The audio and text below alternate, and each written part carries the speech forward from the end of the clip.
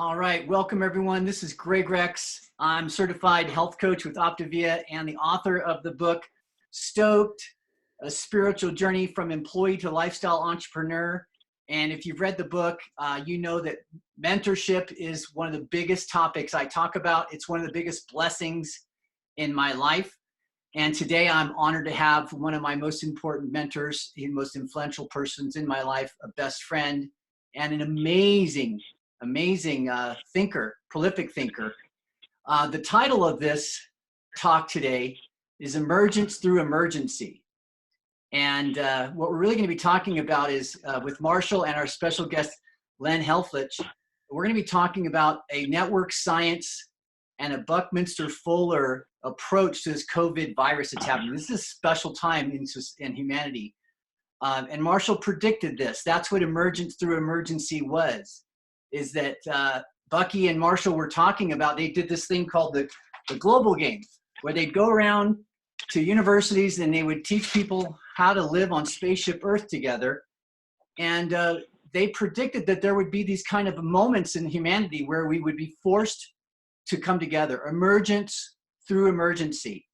And we would start understanding these principles. So Marshall, thank you for joining today. I can't wait to dive into the interview. What would you say, just in a couple words, to set the tone for where people might be feeling today with what's going on? Well, Buckminster Fullerene, in his book, which he wrote in 1983, I think it was, it's called Critical Path. And he said that there would be, in the future, an unprecedented crisis, and that this would be totally not predictable, and that it would force humanity to start to cooperate if they chose. And that he didn't know what it would be, but Bucky had a pretty good prediction rate.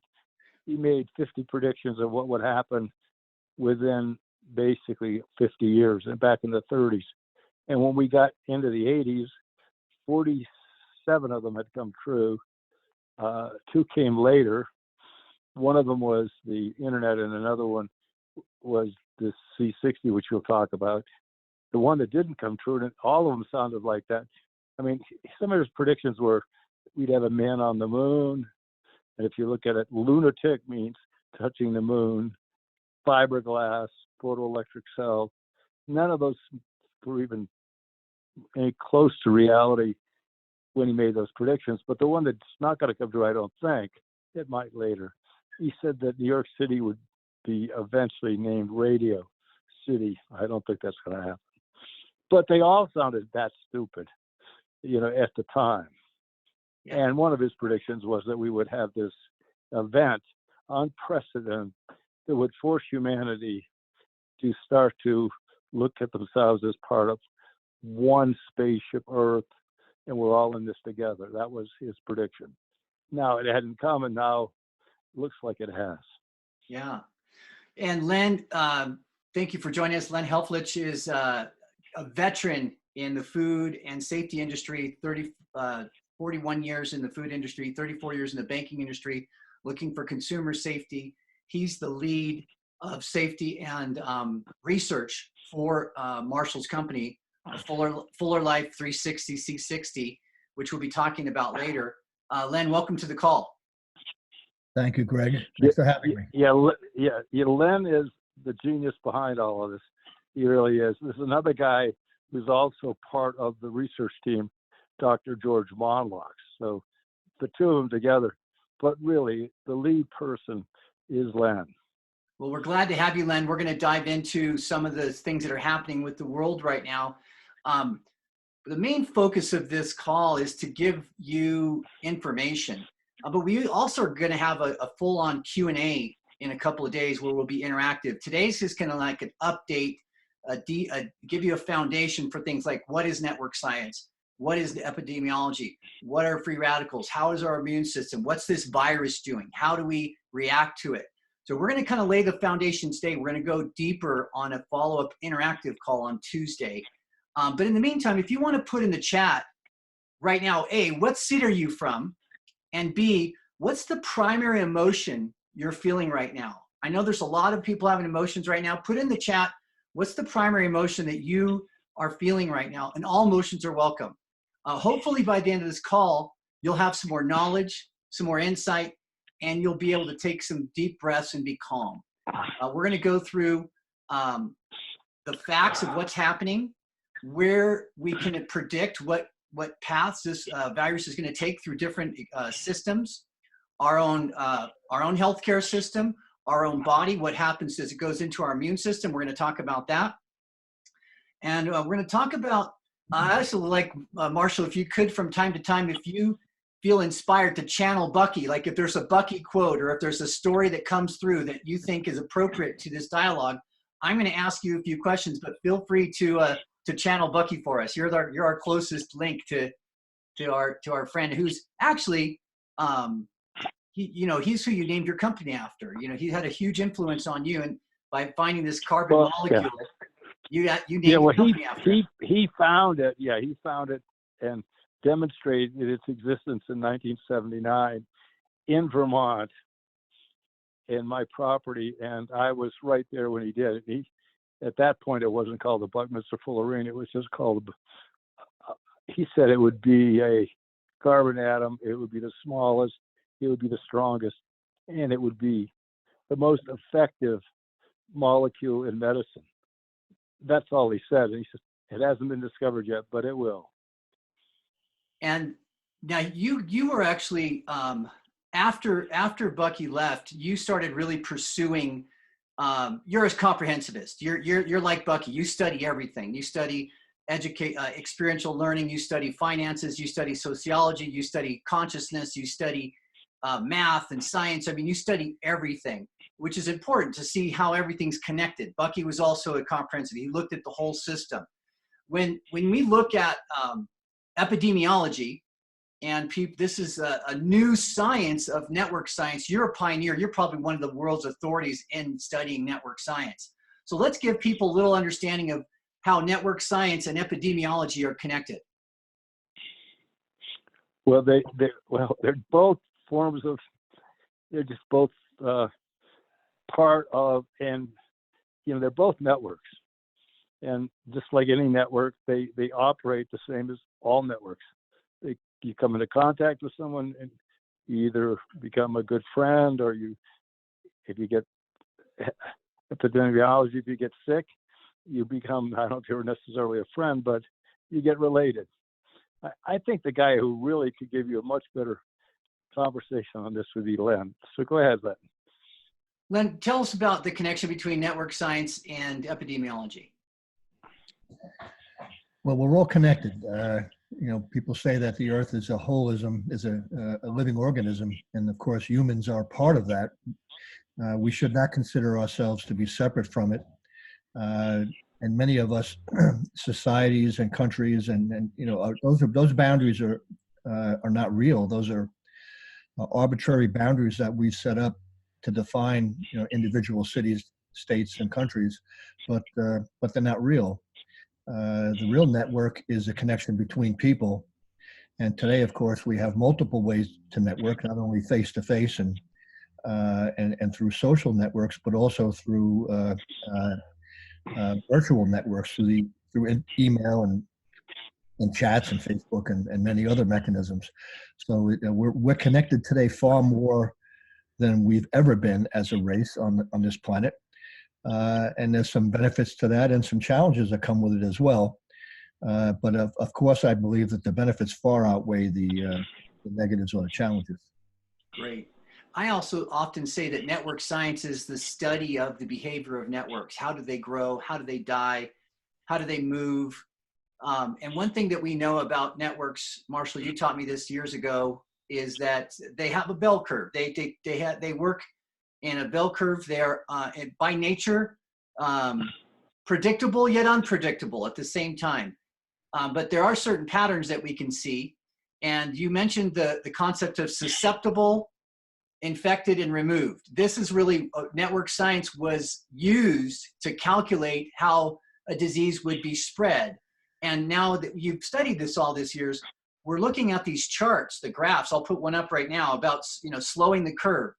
and how many people are susceptible. Those are the people that could catch the virus, and then the population that are infected, and then the removed. And the removed could also be people who are either healed or they die.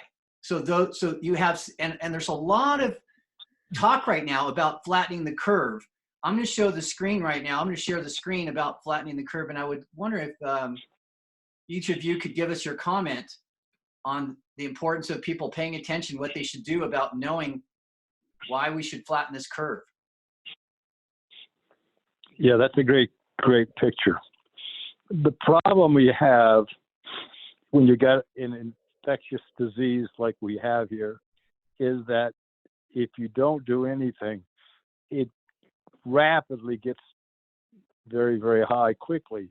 The problem with that, of course, is sure, it'll get through quicker through the whole thing, except if it overrides the system. And if it overrides the system, which means, that's as Deming, W. Edwards Deming said, you don't want to override your system because it creates chaos. And what we need to do flattening this curve is to keep the healthcare system strong enough to deal with this virus and not override the hospital or the medical facilities.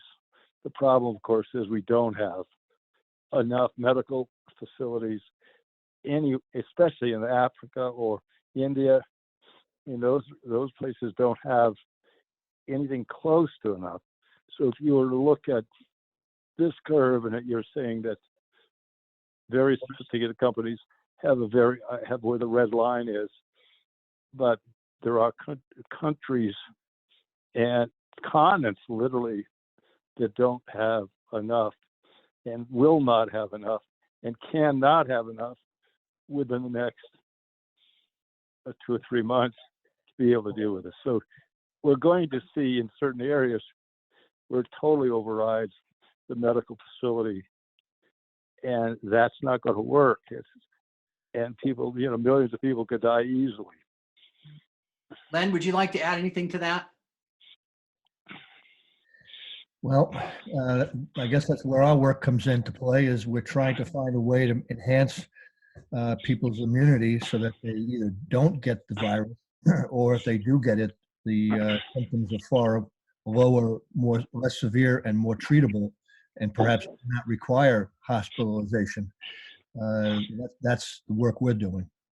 Yeah, we're going to talk about the immune system next. That's our main topic next. I just want to make one point here, is this, the without protective measures, the countries that were lackadaisical, Italy, France, for example, they were not really quick to respond, and they let the curve go vertical. And once the curve starts going geometric, it seems like it's pretty hard to slow it down. This is the curve that Italy is experiencing, and they're still down at the bottom. They have a long ways to go before they hit the peak. And that means they're going to have a lot more deaths than they needed to have because they overwhelmed their system. Whereas this curve here, with protective measures, that would be countries like Korea, Japan, Germany, who put in strict quarantine, strict isolation procedures to, it's not about social distancing or social isolation, it's about physical. You want to enhance the social connection because we need each other, but you want to limit the physical connection. So when the countries that did this, like Korea, had a 0.6 fatality rate, not even 1%, because they could identify, test, and treat people within the capacity of the system. Whereas it ran away with Italy and France. It's running wild, and it's already surpassed the healthcare system's capacity. So that's the key to this this physical distancing that we need to do. So to prevent us from getting it, that's step one. Now let's talk about our immune system. If we do, get exposed to this, isn't it true that people with a strong immune system can walk through a hospital, walk through a germ-infested environment, and walk out completely unscathed because their immune system is strong enough to remove the bad guys faster than they can propagate? That's the reality. Some people are going to be exposed and not even catch it. Correct? Well, there is scientific evidence that that the strength of your immune system is a factor in preventing infection, meaning this virus is going to get into your system, and when it does, your immune system will detect it. But there's a lag time because our immune systems have never seen this virus before. So we cannot react to it immediately. There's a lag. So it takes time for the immune system to recognize the pathogen and then develop antibodies specific to destroy it. And that could take hours, it could take days, could take weeks. The faster your immune system ramps up, the more likely you are to stop the infection before it gets out of control in your own body. The people who die from this infection are typically ones who have a compromised immune system where they do not respond rapidly enough. The virus gets control, takes over the body, and at that point, it's impossible to stop, and eventually the person will die. That's rare because in most cases, the immune system is capable. But there are things we can do to enhance the strength of our immune system, and we should be doing that. Yeah.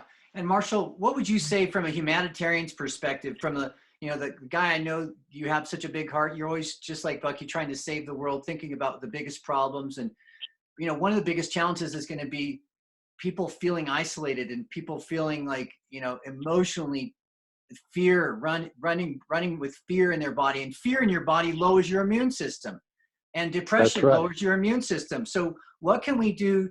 We're going to talk about chemically and metabolically with C60 what we can do, but what can we do spiritually, emotionally, mentally to fight this? Well, I think that Fuller said it best. He said, Marshall, you didn't create this universe and you're not running it. So this is part of a wake-up call, and you just happen to be a participant in this opportunity to wake up. And so as a human being and as a spiritual being, I have to surrender to this process. That doesn't mean I don't want to build up my immune system.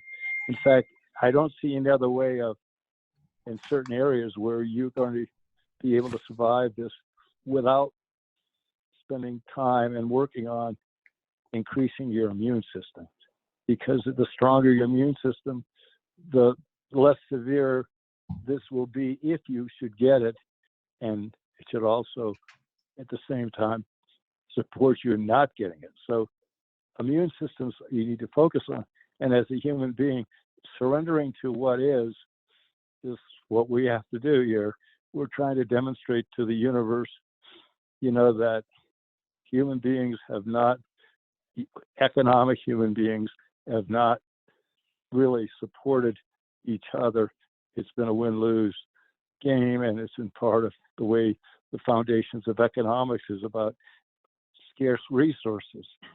And, it just is. Samuelson said, economics is about the allocation of scarce resources. And what Bucky said was, we don't have any scarce resources. We just aren't cooperating enough so that we can create the abundance that's already here. And then that's what the global game was really good at doing, was helping people understand that there is abundance available. That was one of Bucky's core, he studied these generalized principles. He was trying to figure out what are the most important things. And one of them was abundance. Another principle was procession. And, what we're talking about right now is that this event is going to have a processional impact, some positive things that we can't predict. And that's what you're saying is, let's have the faith that we can wake up and that there will be blessings. What are some of the hidden blessings that you see coming from this structural change? Well, the big, most obvious is the swans are back in Venice. And they haven't been there for a long, long time because of the pollution. So are the dolphins, so are the fish.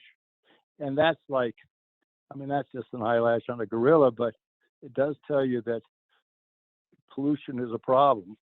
And the air pollution, and if you take it away, the swans come back, fish come back, dolphins come back. That's a great sign, but it's just a tiny one. Bucky said if we have more than enough, we should be sharing. It's like air. Normally, people don't mind sharing air. Why? Because there's so much. There's enough. there's an abundance. And what he's saying, if we work together as a global body, we can create an abundance of sustainable life on planet Earth for everyone. And we don't have to end up creating this big disparity between the super billionaires and the people who have nothing. And right now in this country, I'm talking about the US, we're seeing more and more people with less and less, and the few that have abundance get more and more. Yeah. And so you have that trend leads us to where we are right now, of failure to understand that we're all connected.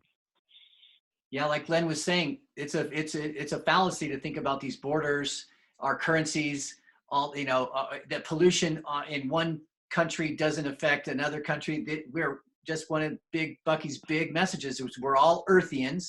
There's one race, Earthians, and there's one spaceship Earth, one planet. We're all sharing it together. Len, what's something processional that you can think a blessing that's coming from this crisis we're dealing with? Well, I think of two right off the top of my head. One is the fact that it's forcing us to behave differently. We're spending more time with our families and friends, less time in groups, big groups. That's a different behavior for most of us. And second, I think it's going to kind of force us to spend more time or spend some time thinking about our own health and our own longevity. And what are some of the things that we can do to enhance our health and our longevity? There are things we can do. And if we can do it, why aren't we doing it? Let's talk about that. I mean, health and longevity, one of the things we know about the immune system and about aging is that it's directly connected to free radicals. Len, maybe you could take a minute and talk about what is a free radical, what does it do to our bodies, and how does it, how does it get to that critical mass? We're talking about things getting to a critical mass. If you have just the right number of bacteria in your stomach, and they can eliminate things. Part of your bacteria is our main health immune system is our bacteria in our gut. If that's balanced, it can remove toxins faster than they can build up. But if toxins build up, that's when aging and decay and breakdown happens. Tell us a little about free radicals, how they work in the body. We happen to breathe a toxic substance every day. It's called oxygen. Oxygen is actually toxic to life, and life had to figure out early on how to deal with it, and it deals with it by producing what are called antioxidants. These are molecules that absorb oxygen, or more precisely, they absorb the uncharged electrons or unbalanced charge of electrons and protons from what are called free radicals. Free radicals are produced as a byproduct of respiration. It's natural, it's normal, but it is toxic. And again, life has learned how to deal with it by using antioxidants to absorb those electrons or protons to neutralize the free radicals so they don't do damage. Problem today is that we're exposed to many additional factors that increase the amount of free radicals in our bodies out of control, like air pollution, UV from sunlight, cosmic rays in an airplane ride, intense exercise, certain chemicals and pollutants increase the level of free radicals. So most of us are in a state of imbalance, meaning we have too many free radicals and not enough antioxidants to deal with them. And the result, as you said, is damage to DNA, proteins, fats in our body. The accumulation of that damage over many years is what we call aging. Yep. And there's been some amazing studies. I know that maybe Marshall, this would be a good time to tell the story about how when you and Bucky would collaborate on ideas, you would create a model, and you had created something that you wanted to show him, and then he had designed this model of C60. And tell us about that day when he told you about his vision for this super antioxidant. Well, we did this just about once or twice. He would be with me during the summer. We would spend maybe, I don't know how many evenings, but quite a few. And he built models. And he was able to show that the world does not squared, it's triangulated. And so from that triangulation, he came up with, the tetrahedron and all of the stuff, but it's all triangulated. So he would then build from the triangulated space, and then he came up with this one here, which, basically was a triangular model. And he said, this hasn't been found yet, but it will, and it'll be the smallest carbon atom, and it'll be used in medicine very effectively. It's basically the geodesic dome shape in a molecule. It's a round ball, and what's unique about it, if you can describe it, Len, maybe you can describe, a free radical like vitamin D, or I'm sorry, an antioxidant like vitamin D or some of these other ones. They typically can grab a free radical that's looking for an electron, right? This a free radical is an atom running around that's looking to grab onto another electron, right? Or it has an extra electron it's trying to get rid of. So, for example, hydroxyl radical is OH, water and hydrogen, oxygen and hydrogen, OH. That molecule is very reactive. It has a lifetime of around 1/10 billionth of a second, so very, very short. It's produced as a result of respiration, breathing oxygen. Most of it's produced inside our mitochondria, which is where all energy in the body comes from. It will react. Once it's formed, it reacts very quickly with something very nearby, typically a protein, a fat, or DNA. And in that reaction, it produces damage. So what the body does is it produces antioxidants like glutathione to be present inside the mitochondria, so that the free radical, the OH free radical, will react preferentially with a antioxidant, the glutathione. The problem is if the glutathione content in our body is depressed, and there are lots of reasons why it could be, or we have too many free radicals, and again, there are many reasons why that could be, then those free radicals, those OH free radicals, will not be absorbed by an antioxidant, and that free electron will cause damage to some other molecule, and that's not good. Now, what's unique about C60, it's about the molecule itself, it's pure carbon, 60 atoms of carbon in the shape of a soccer ball. Carbon's a very good conductor of electricity, so you can imagine this tiny little ball is literally electric. However, there's something else unique about it. It's extremely tiny. It's only 0.7 nanometers, which means it's actually smaller than a glucose molecule, which is mind-boggling. It's so tiny, and the inside of that shell, that sphere, is hollow. So what happens when it comes across a free radical that has a free or extra electron, it'll absorb that electron. It goes inside that cage, and it does not come out. It's irreversible. And it will absorb up to 32 electrons. Other antioxidants will absorb only one, and many of them, the electron is kept on the surface of the molecule, where it is capable of coming off and actually creating other free radicals in a continuing chain. So C60 is... So every Bucky ball has 32 potentially, right? Mm-hmm, that's right. And it basically keeps it inside itself because it's hollow and stops the effect of the bad free radical, correct? That's correct. So this is like a super antioxidant. It's beyond anything we've seen before. It is the best free radical sponge that there is, yes. And this is what Bucky predicted. He predicted that this molecule would have important medical and health implications back in that meeting, Marshall, 30 some years ago, before they could even find it. Now, here's the interesting thing. Bucky predicted that this molecule existed. He drew it out. He had a model for it. He described its charge, how its behavior, what it would look like. It would be pervasive. It would be all throughout the universe, a very pervasive molecule.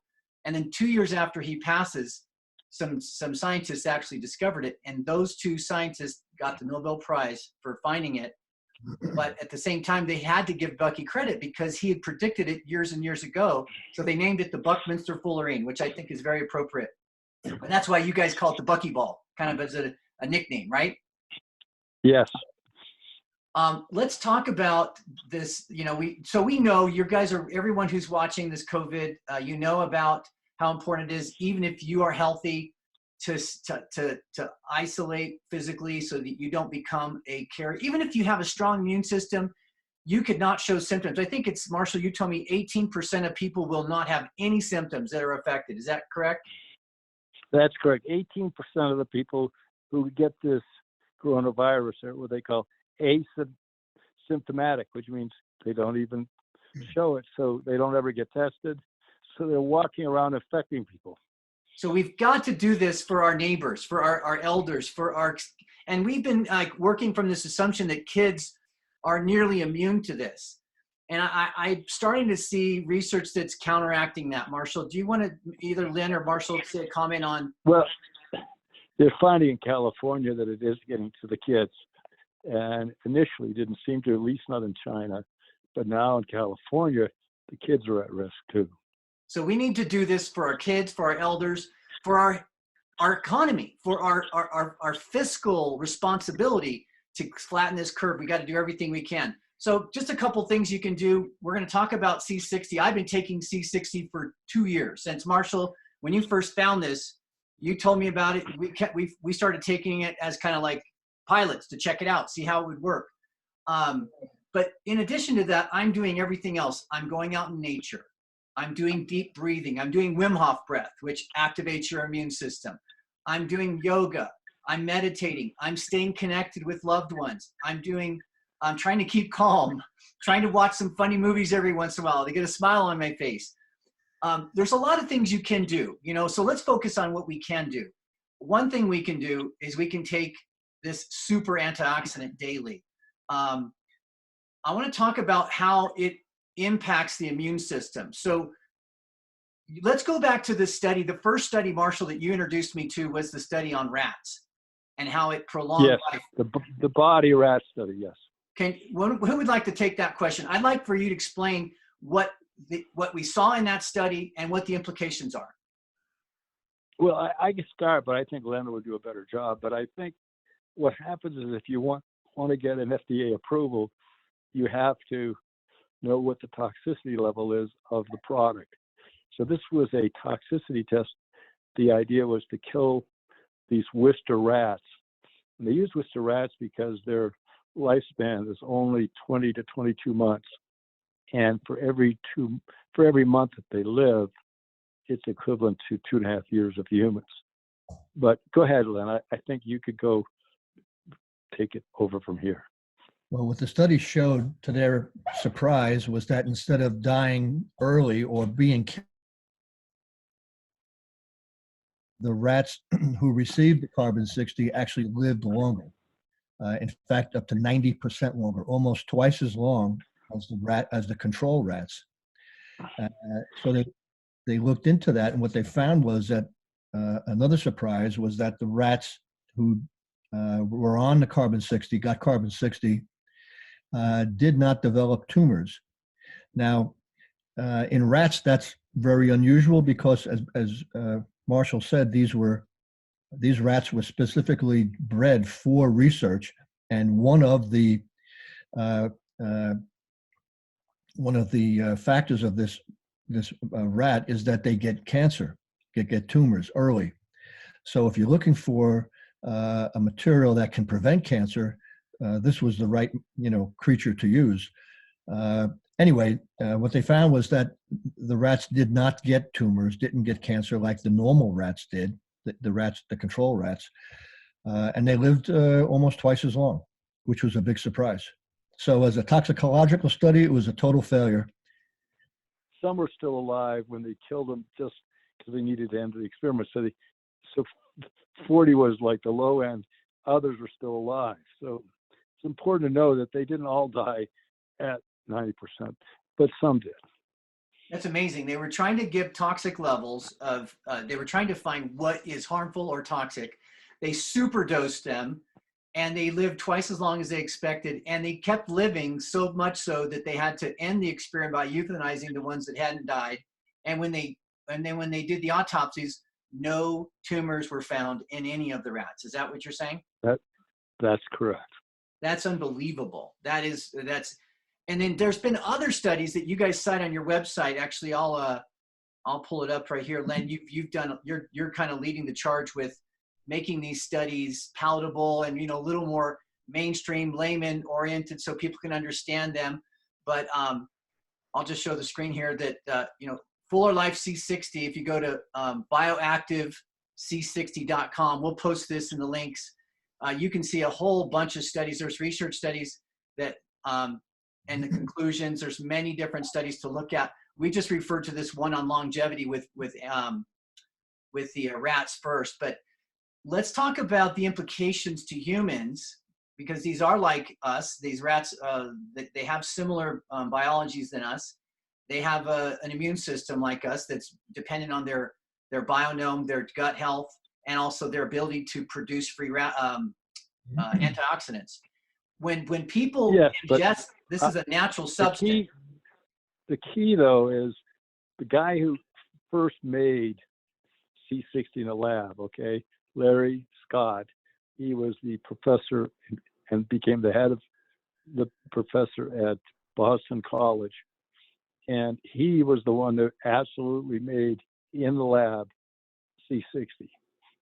And what he pointed out was the problem with C60 is it doesn't like water. It's hydrophobic. And he said that if you just put it into olive oil or any liquid, it starts to clump and it loses its bioactivity. And he said, while some of it works, it just takes a lot more of it than you really need. And so what we had to do now was to try to find a C60 molecule that was not hydrophobic, that was soluble in water. And that's where Len came in. Go ahead, Len. Yeah, Len, can you talk about, that was one of the biggest challenges you had to solve for Fuller Life C60, is to how make this more effective as a natural nutrient for the body. Right. And what I was able to do is find a solvent. It's a food grade material that's capable of solubilizing the C60 molecules. So they're no longer in a crystalline form. They are free, unassociated molecules. No one's been able to do that before in a food grade material. They were able to do it using toxic solvents, but we can't use those. So anyway, being able to solubilize this material fully releases it as an unassociated molecule and makes it completely bioactive. That's unique to our material. Nobody else has this, and nobody else can do this.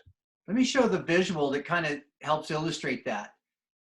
So carbon 60 on the left here, that's in other substances clusters and it bundles together. They clump, right? That's correct. What you're seeing on the left side there are actual crystals. They're cubic. Those are the nice square ones. Yeah. And there's some fuzzy ones that are starting to dissociate, starting to dissolve. But those crystals are very hard. Carbon 60 molecules, when they're in a crystalline form, are almost as hard as diamonds. So grinding them is not a great way to reduce the particle size, which is what everybody else tries to do. So what I was able to do is find a way to solubilize it, and it goes from these crystals. These two pictures, by the way, were both taken at the exact same magnification. And what happens is those crystals dissolve, they disappear completely, they break up, and the molecules are individual and free, unassociated, not connected. Now, they're actually too small to see at 1,000 power, where C60 is so tiny, you're not going to see it in a light microscope. So what I actually do is defocus the microscope a little bit. So these little dots, those are actually halos. It's not the actual molecule, and that's what you're seeing. But anyway, I go from crystals to pure solubilized material. Nobody else can do this. Everybody else does it by grinding, which doesn't work. Now, the other thing I love about this product is it's easy. It doesn't have to be stored in any kind of like a refrigerator or anything. It's a little packet. It's like a a breath mint. You pop it in under your tongue, and a couple minutes later, it's in the body. What is it doing to my immune system when I take that? What happens? What does C60 do to strengthen the immune system? Okay, that little strip dissolves, and since the molecules of C60 in it are completely soluble, that means they will immediately dissolve in your saliva, go through your stomach walls, through the cells in your mouth, get into your bloodstream, travel throughout your entire body. They're very tiny, small enough to go straight through cell walls and mitochondrial walls, unlike other antioxidants. So they go through and diffuse throughout every cell in your body within minutes. Residence time is about 4 days. In 4 days, those molecules will leave the body in your urine and be replaced by new ones. But in those 4 days, they're absorbing free radical electrons and storing them inside safely where they cannot get out. And that's a beautiful thing, because it's like not reversible. Once they absorb or sponge, as Yep. you call it, sponging, suck up one of those free radicals, it's not going to loosen up and it's not going to go back. So it's a structural change in the immune system. So what does that do to my body's ability to fight this virus? Okay. Well, because of those factors, its small size and its ability to absorb free radical electrons, it is the best antioxidant known. Okay. There are studies that have shown that antioxidants improve the strength of your immune system, enhance your immune system, make it function better, make it better able to fight an infection. And there are even studies that show that antioxidants have an impact on viral infections. There's one done in China 2 years ago on influenza, and there's one more recently with actually COVID, showing that antioxidants help strengthen the immune system, reduce the likelihood of infection, and reduce the severity of the infection if you do get infected. C60 being the strongest antioxidant is going to be the best of all. Len, how many Bucky balls on a strip? There's 100 micrograms or 83 quadrillion Bucky balls. It's an unbelievably large number. That number just boggles my mind. Yeah, it's a crazy number. But anyway, it's a fact. And what's so great about the Bucky balls is that every one of those quadrillion has 32 potential interactive with free radicals. It's amazing. It's hard to think. Now, Marshall, I want to thank you for being on this call. I can see you're in pain. You told me that you fell and broke your rib probably yesterday. So if anyone's wondering why you're grimacing so much, I know that that's what's going on. So thank you for hanging in there. We'll make this short. We'll wrap it up in just a second. But I wanted to give you guys a chance to kind of talk a little bit. One more thing, Len, would you get me those studies so that I can post them to the community? The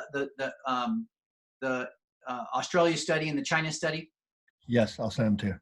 Great. I'll get that out to you guys. As we kind of wrap up this call, Marshall, you've been building this dream, this, Fuller Life C60, this business, and that now you're in mass production. You're getting it out there. You're donating some of your 3% of every order goes to a free fund where you're sending this product to in impoverished countries like Africa and other people that really suffer. So, and you've made this so affordable, unbelievable. It's like $30 for a month's supply, where you can actually try this product for less than a coffee a day, a cup of coffee. You can't even get a cup of coffee for $1 a day anywhere in these times. Tell us, what's your mission, Marshall? Why did you put 3 years of your life studying this? It seems like you're carrying Bucky's torch. I know that is. What would you say is your biggest vision for Fuller Life C60? Well, right now it's pretty clear that Africa does not have time to put in a medical infrastructure, nor does Italy's already. You can see what's going on with Italy, but India is going to have the same issue. So rather than trying to build medical facilities to treat it, why not build your immune system? And if you get everybody had their own immune system at the highest level, that's the highest, most successful strategy not to get killed by the coronavirus. So we got to realize there's nothing, we don't have time to build the medical infrastructure. Not that we don't need it, but we can't do it in the time we're dealing with here. So the strategy would be take the C60, Buckminster Fullerene, called Fuller Life C60, because it's the strongest antioxidant in the world. It's going to make your body as strong immune system as it can be. And I think that's the strategy to save millions and millions of lives. Yeah, we combine physical distancing, so we lower the curve, and we enhance our immune system so that the people who that are exposed may not contract it, be fully infected, and B, if they do get it, their body can fight it off. And then we save our healthcare system for the people that really need it, the ones that have immune system disorders, lung disorders, they're the elders who are at risk. We really need to be thinking about this as a global community. Len, what are your thoughts on what are you telling your family to do? What are you telling your friends to do? How does a Fuller Life C60 fit into the vision of a better future for America and the world? I tell them what I've said during this video, which is that we need more antioxidants, and C60 is the best antioxidant. And if we know that's available and we know it's going to help, why not take it? Yep. Well, I'm taking it. I've been taking it for years. I love this product. It's the best. It's super convenient. It's the best on the market. So it's a no-brainer for me. I'm having my mom and dad. I got them on it 2 months ago. They're in their 70s. My sweetheart, Marina, who's got a lung condition, she's been on it for a couple months. Neither of us have been really sick, which is good because our immune system's strong, but we're doing everything we can. For those of you that would like to interact with Marshall and Len next week on Tuesday at 5 p.m. Pacific, 6 p.m. Mountain, 8 p.m. East Coast, we're going to do an interactive Q&A where you can ask the questions and you can get your answers about Fuller Life C60. There's going to be two main topics about what's the health implications as an individual who might want to try the product for themselves. And then also, Marshall, you're starting to build your affiliate network. You're starting to help people who might want to, have a meaningful business, a virtual digital business. One of the best things that's going to come from this is people are going to learn how to go online and be an entrepreneur. And you're offering that through Fuller Life C60 as people can become an affiliate and they can actually support getting this out, support the mission, but also make some money part-time. Yeah, but it won't be as much money. We set it up deliberately so that this is not a multi-level thing where people can make a fortune. We want them to do it because we want them to help people live longer, healthier, and take the product. There is an affiliate program, and that doesn't mean you can't make money on it. You can, and you can make a sizable amount, but it's not like a traditional multi-level marketing. We designed it so specific that there was no software out there. We had to improvise to get this right because it's not multi-level really. It goes down 4 levels, but those levels are all basically equal. So it's very different. It's designed to have that as a thank you for your work on this, but basically we want to save people's lives and let them live healthy for the rest of their life. Yeah, you become. And you're right. I fell last night and I broke a few ribs, and therefore I'm in a lot of pain. So I apologize. Grimacing is not about the product; it's about my ribs. I get it. Well, I'm a big believer. I'm telling everyone I know about this, and thank you for jumping on and answering some questions and helping people put some perspective of what's happening, what they can do about it. And then, like I said, Tuesday next week, we'll be doing a Zoom, an interactive Zoom where you can ask questions with Marshall and Len and find out more about Fuller Life C60. In the meantime, we'll post the links below to get you started on some of the research. Len, thanks for joining us from Pennsylvania. Marshall, thanks for joining us from Utah. And we'll see you guys in a couple days on Tuesday night for a more deep dive. We'll go into this a lot more deep with Q&A from the audience. Good night, everyone. Thank you. Thanks for joining. Yep. All right. Bye. Thank you. Bye-bye.